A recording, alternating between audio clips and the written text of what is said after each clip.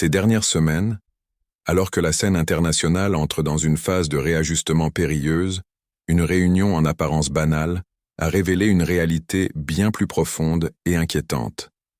Dans un monde marqué par des guerres interminables, des luttes de pouvoir et des bouleversements économiques, chaque geste, chaque parole, chaque silence compte, surtout lorsqu'il s'agit de la première puissance militaire mondiale, d'une guerre en cours au cœur de l'Europe et d'un adversaire stratégique qui teste les limites du système international depuis des années.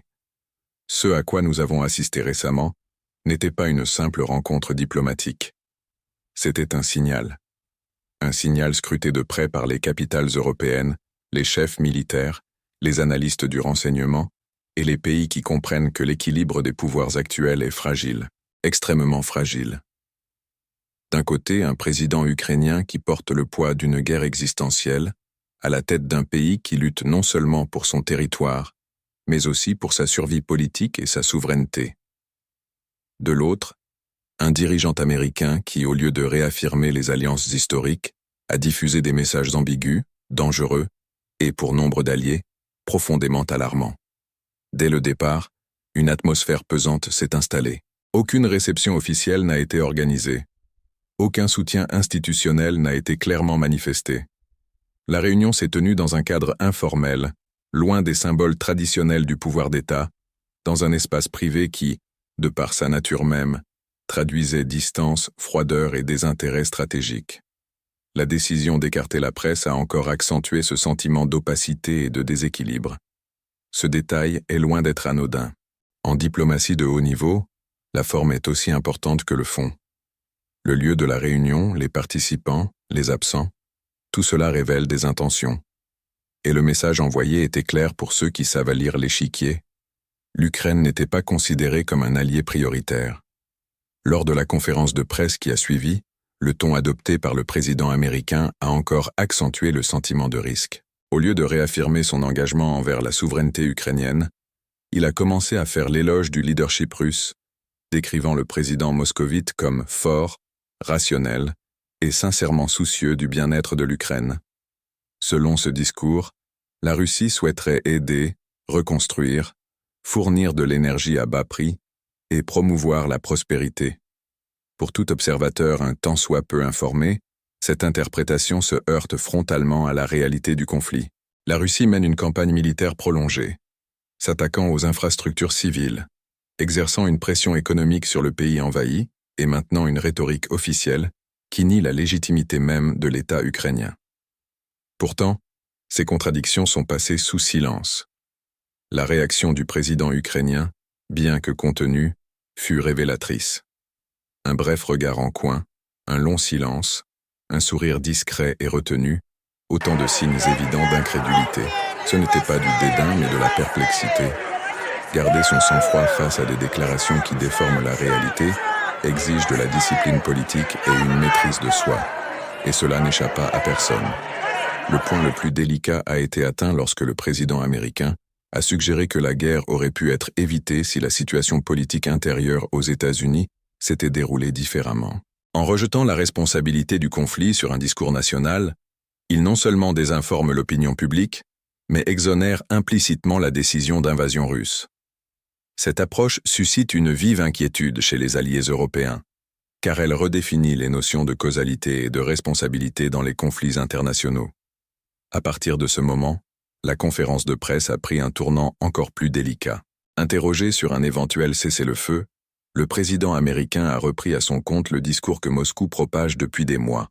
L'idée qu'un cessez-le-feu, même temporaire, serait dangereux, instable et potentiellement néfaste. Selon cette logique, l'arrêt des combats pourrait entraîner une reprise encore plus violente. Cet argument, bien que présenté comme pragmatique, sert en réalité les intérêts des belligérants.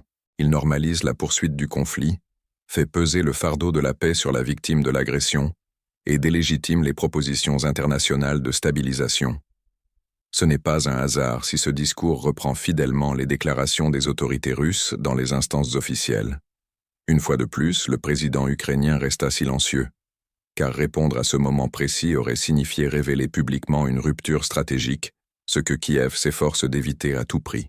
Un autre élément crucial a été la révélation de multiples conversations directes entre le président américain et le dirigeant russe, tenues avant et après la rencontre avec les dirigeants ukrainiens. Il ne s'agit pas d'un simple symbole. Cela suggère une coordination narrative, un alignement préalable et, à tout le moins, un renversement de l'ordre traditionnel des consultations entre alliés. Pendant ce temps, les pays européens, les membres de l'OTAN et les partenaires de la région Indo-Pacifique observent la situation avec une inquiétude croissante. Le sentiment que les États-Unis s'éloignent de leur rôle historique de pilier de la sécurité euro-atlantique modifie les calculs stratégiques. Cette situation contraint les pays à revoir leurs investissements militaires, leurs alliances régionales et leurs plans d'urgence. La déclaration la plus alarmante est celle du président américain, qui a insinué que des portions du territoire ukrainien étaient déjà perdues et que d'autres pourraient tomber sous son joug prochainement, faisant pression sur Kiev pour qu'elle accepte un accord rapidement. Ce discours ignore totalement la réalité militaire sur le terrain, où les avancées russes ont un coût élevé, des progrès limités et se heurtent à une forte résistance. En proposant des concessions territoriales comme solution pragmatique, le message envoyé au monde est dangereux. Les invasions peuvent être récompensées. Il suffit de persévérer suffisamment longtemps. Cela ne touche pas seulement l'Ukraine. Cela touche Taïwan. Cela touche le Moyen-Orient. Cela touche tout pays qui dépend du principe d'intégrité territoriale pour survivre.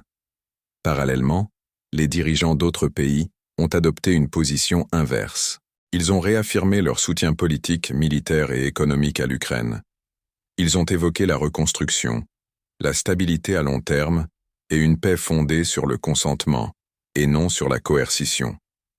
Ces déclarations accentuent le fossé grandissant entre une coalition qui mise sur l'endiguement de l'agression et un leadership américain qui semble prêt à la normaliser. Le contraste est flagrant. Et il ne passe pas inaperçu à Moscou. Pour le Kremlin, chaque déclaration ambiguë est un atout politique. Le moindre signe d'affaiblissement sur le front occidental est perçu comme une opportunité. La stratégie russe est simple: prolonger le conflit, user les alliés et attendre des concessions. Ce qui est en jeu ici, ce n'est pas seulement le territoire, c'est le modèle de sécurité internationale, c'est la crédibilité des alliances, c'est l'avenir de la dissuasion. Si un pays envahi peut être contraint de capituler alors que l'envahisseur est traité comme un partenaire légitime, c'est tout le système qui s'effondre. À court terme, le risque est celui d'une escalade militaire localisée. À moyen terme, celui d'une fragmentation stratégique de l'Occident. À long terme, celui d'un monde où la force remplace les règles. La récente réunion n'a rien résolu. Au contraire, elle a ouvert une nouvelle phase, plus instable, plus imprévisible et plus dangereuse.